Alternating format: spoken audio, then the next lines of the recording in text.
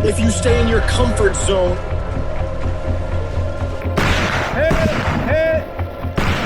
if you stay on the couch, hit the post. if you stay in bed,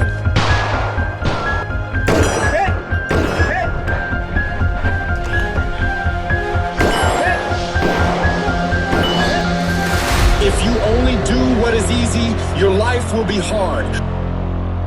Welcome to Deadcat Ranch by OED. And go. These events are pretty open with what you are allowed to carry. I run a PLx 1 through 8 from Primary Arms, an SSAEX trigger, a 16-inch barrel, and this is a Stoner CMC Generation 3 brake that I really love. This thing shoots really flat, and you're going to see it in the video. I run 24-round Glock OEM magazines, the PMag 30 round. This is my Glock 34, and I have ported it, and a Trijicon SRO, and you will see the open emitter and how it handles in the sand and dirt coming up. A Safariland holster, and this is my backpack by Run and Gun Solutions. This is where I keep my hydration, my extra tools, some of my ammo, and just anything I need to carry along with me on the whole trip. This is a handy tool pack by Recoil Designs. Everything is in here for fixing batteries, loose screws, and just all the odds and ends that commonly can go wrong with a pistol or rifle. While you're out on these events, there's no going back to your car to fix it. So everything's right here that you really commonly need, including batteries, and it all fits really nice inside of this waterproof case. One understated thing about running guns is how beautiful the land that you get to go and run through. These ranches and farms and fields, it's just, and the forest is just beautiful. And also how crappy some of the areas are. Going uphill in sand sucks. And 2 miles in, we've reached stage 1. What a long way to get into the first stage. I'm already sweating. I was really rusty coming into today. I had not shot for almost 2 months since the last run and gun that I did, and I haven't gotten out to practice, so it definitely shows.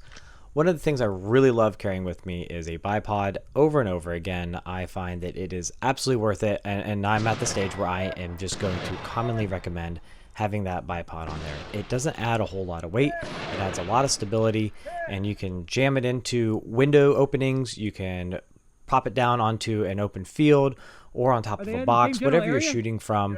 The bipod is just one of those lightweight things that is not going to hinder you and can only help you in a lot of different situations. And I absolutely need to address magnification.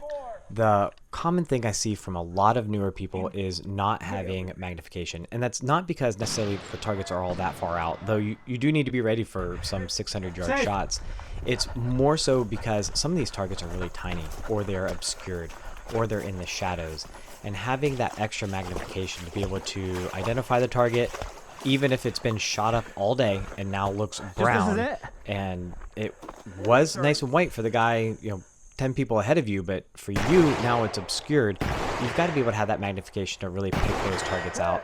And having a 1 to 6 LPVO, I think is really about minimal.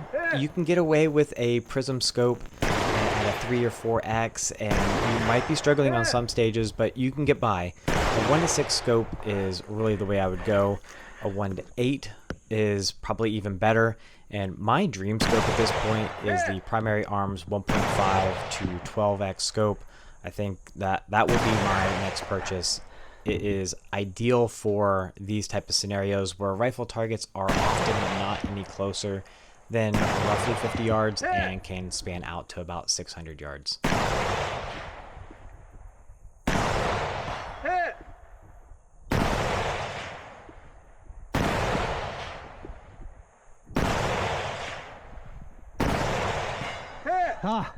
Safe. I'm the trickle here. Woo! That's a hard position to shoot from. Yeah, it is. Now we get to go through the jungles, but that one really hard after running 2 miles in the sand for the most part and just getting really tired and winded. Now you're trying to freehand or kneel down and shoot. About 3 miles in, with somewhere between, or right around 40 pounds on me between the water and ammo and rifle and running in sand. So heart rate's been elevated for a while. It's hot, it's humid. We're about ready to do another stage that we've never seen before. For those not familiar with OED, they have running guns primarily all over Texas, but they are expanding into, I believe, New Mexico. They have a new one in Oklahoma. I've still got to get the video for that one out. And they have notoriously had a bunch of issues with their scoring, but it looks like they're entirely fixed now. And that makes it even more fun to come to these things. They were already fun before. I don't mean to bash them, but with the scoring, now that it's solid, they have some great events, and I really encourage people to go and check them out, get into one of their events, and just have a great time. You can see how dynamic these events are, how much effort that they put into a lot of these stages. And one of the things that they do that is a little bit, I wouldn't say unique, but they have more emphasis on is the physical entrance into a stage. So pay attention to each of these stages have some sort of entrance into it. So you already are drained from the day itself, but now you're going to have a really high heart rate before you start shooting. So that adds a lot of challenge to these shots, and something that you can't convey it on a video. When your heart rate's already up, you're already a little bit tired, and you've ran up a whole flight of stairs just to get shooting here. So it's really fun to test your abilities on how to shoot under a lot of extra stress and already worn out in more of a realistic environment than a lot of other shooting sports allow you to have. I really like that stage with switching from rifle over to pistol. Definitely fun. And then alternating through the windows, making you reset a position every time. Those are really good. I need to work on my follow-up shots. Definitely still rusty. I've had people upset with me before. That's no big deal. Do I need to go get my tourniquet before I run this? I think we got one. You ready? Ready. Stand by. Another hard thing to convey is when you get into these stages, you often don't see the targets before you ever start shooting. So when they said that there were red and blue targets, I had no idea about the size or the shape or even the location. A lot of these shooting positions were randomly scattered throughout this path, and I had to find these targets along the way, which the ability to shoot and be thinking at the same time is it's something that you have to train. So many people get a stage brief and then hear the buzzer, and all of a sudden their mind just gets wiped. They forget which target you need to hit and how many, and then when they run out of ammo, they're suddenly surprised, and now they're trying to fumble through a reload. And I really think the only way to overcome that is to do these. It's just repetition. Eventually you get much more confident with your abilities of manipulating your pistol, about seeing new targets, about just where you're at with how many rounds you have left, and being able to make good decisions and flowing through these stages. It is only done through practice. You can't just be in the couch or on your couch dry firing or on a flat range. You have to get out. Good, good. To the right, to the right.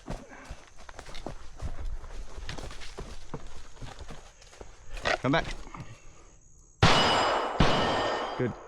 Clear. What a clumsy It's stage I had.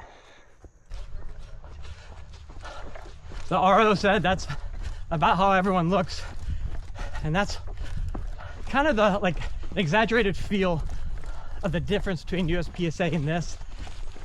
With not being able to walk through and see the targets, you just have a general idea of what you're about to do. A little over 4 miles in. Stand by.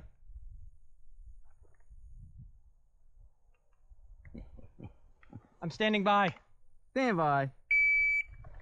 There is an ongoing debate constantly about whether you should use brakes or whether you should use a suppressor, and I love both, so it's really hard for me to just jump in and take a side. However, I generally run a brake, and you can see that even freestanding, the recoil is just, it's such that I can stay on target, I can see my splash, I can get those follow-up shots really nice. A brake is going to have a much better recoil impulse than a suppressor. Now, when you're doing team events, or just simply being courteous of your RO, or just running around all day and hearing loud bangs from a break, it's exhausting. Having that suppressor is just nicer, and there are some that do have some decent recoil impulses, but they're just not as good. So what should you use, a brake or should you use a suppressor? I really don't have that solid answer, but I have chosen a brake. This one is a Stoner CMC Generation 3 brake, and I absolutely love it. You can see exactly how it's performing in a very unstable position. I can still see where impacts are as long as a little bit of dirt kicks up. And especially when I go prone here, you're going to see that having a nice stable shooting platform just allows for those double taps. It even looks smoother in real life because the camera is not reacting to that huge percussion, but it is loud. Standing is much harder than prone. Definitely went a lot faster on prone. The example there where I am pretty sure, we'll see in the video, I was hitting the first target and the RO wasn't seeing. I think that's a pretty fair example of don't argue with ROs. You can talk with them and find out the understanding, but if they say you didn't hit it, then you need to move on. Now, which way do I go? Oh man, I'm lost. Anyhow, so I was saying, now that I found the flag that I missed, don't argue with them. Keep on moving. You might be wrong. They might be right, or vice versa. They say something, them's the rules. Stand by. This was probably my second favorite stage for the whole day, and the only reason it got beat out was, you're going to see why. It was just a really cool last stage. I really enjoy the stages where you have to shoot both rifle and pistol, shooting closer and further. In addition, this one really tested everyone's gear because there wasn't a whole lot of working around getting sand into your stuff. I need to point out, I have a ported pistol. I have an open emitter, and my pistol just worked fine after this, and I shoved all sorts of sand down into my holster. It'll be up here when I end up going prone and shooting. It just dumped into there. And go Glock and go open emitters. I have not had the problems that people talk about with those open emitters. In fact, I've seen about as many failures with open emitters as I have with closed emitters getting flooded and humidity getting inside. And this stage also is pretty iconic for most of my recommendations of having the bipod. It keeps your rifle out of the sand, and also having a scope because you got shots out to, I believe there was a little over 600 yards. And this was just one of the higher testing stages of your equipment. This is why. I see probably the most common error that people are making is when they come out and they don't have really dialed in rifles. You should be sighting in your rifle and knowing exactly where your impacts are going to be at 100 yards and 600 yards. I recommend sighting in at 200 yards. So why is that? If you are shooting at 200 yards, out to about 250 yards, you can hold your crosshairs right on the target, and you're not going to be more than about an inch, tops inch and a half off. So most of the targets you can just hold the reticle on. Then at 300 yards, I hold 1 mil high. 400 yards, I hold 2 mils high. 500 yards, I hold 3 mils high. It's really easy then to adjust. You see, I just walk straight through these targets that are really far out there, and I don't have much trouble with it. So I really recommend dialing in your rifle, zeroing at 200 yards. Man, I hope that one looks as cool as that was. That was pretty fun. I didn't realize I had stuck my whole pistol right down into the stand though. So we'll see if it jams up.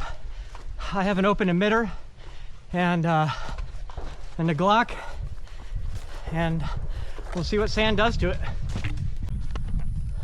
This whole course is just straight up and down hills, and with all the weight on, oh my gosh, it's exhausting. Stand by.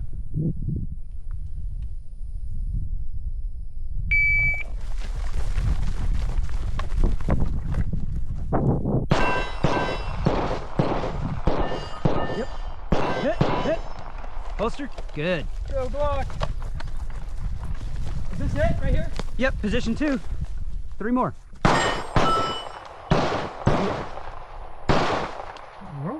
Hitting a tree. Hit. Hit. Wow. That was weird. Hit. Hit. Nice. Holster. Move to your right. Sometimes you just show up to a stage and don't perform, and that's what I did on this one. I wasn't reading the foliage right and hitting some of it with my pistol, which throws off where your bullet's going to impact. Shooting through grass and through leaves really has a big impact on where that bullet's going to be, much higher than what you would anticipate if you haven't done it before. And then with these targets out here, I was struggling because they were smaller size. I think they were 1/3 size IPSC targets, and I didn't realize that. And through the whole stage, I was shooting as if I was shooting at a full-size target, so I was holding too high. And I just simply was judging everything wrong on this stage and not able to hit my targets the way I needed to. And that's sometimes just the way it goes. And one of the things that I have gotten a lot better at, even though I didn't perform as well right here, is being able to judge distances. I just got thrown off with the smaller size targets, and I should have known better. But to be able to look at a target and know that that is about 400 yards out is a critical skill. Being able to just walk outside, take a laser rangefinder and pick something, say I think that's 150 yards, and range it and see how far off you are. If you develop that skill, suddenly shooting becomes way easier at distance because you're able to immediately know what your holds are, or at least get really close enough to make a splash right beside the target in order to get first or second round impact. So I really do encourage people just to take your laser rangefinder, walk around your community, and just see how good you are at being able to judge distances. Well, I don't know what happened there. I walked up and down, could not find it. I raced up against the pole to make myself as stable as possible.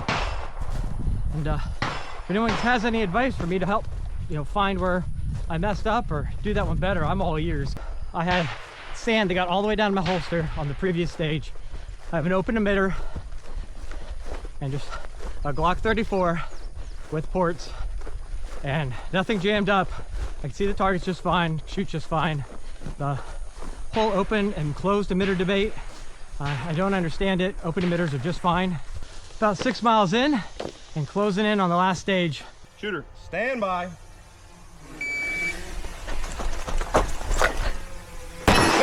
I believe this was my favorite stage of the day, and I'm just going to let this one play out, let you see how fun these things can be. This was a really high effort stage by the match director, and I appreciate when someone puts in this much effort into a stage.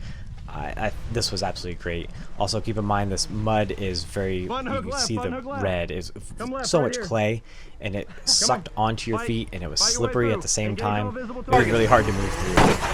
Hit to the left. Hit. Go down that tunnel, that way. Down this way? Yes, sir. All the way to that end.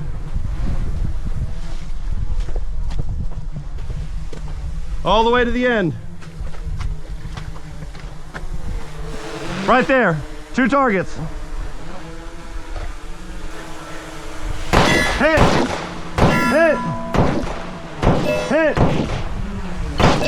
Come back to me. Up the hill. Come back to me, up the hill.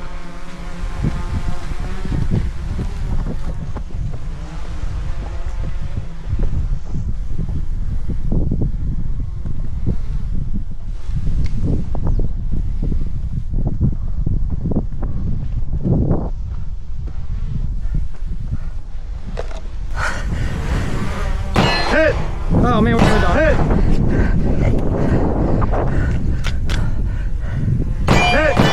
In the hole.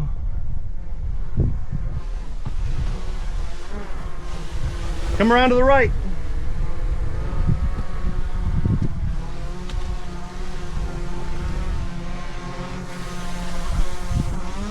Mozambique. Hit!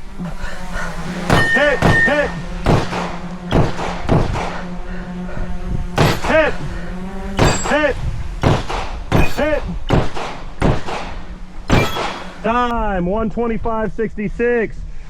Meet me over by these Mozambiques and we'll unload and show clear. Why am I so tired? We had 3 people puke on this one yesterday. I'm gonna be YouTube famous. Oh my gosh, that at the end of a little over 6 mile course was brutal. That was pretty fun though. See, you need to come do these. That's why I do the videos, so people see how awesome they are and they want to come do them too. I'm done, I quit, I'm not doing it anymore. All right. 9:52. See the next one. Oh, I was here 20 minutes ago. Oh. No, you were. I physically watched you. Thank you, OED, for putting on such a great event. And if you are interested in much of the stuff I talked about, a lot of it is linked down in the description or comments below.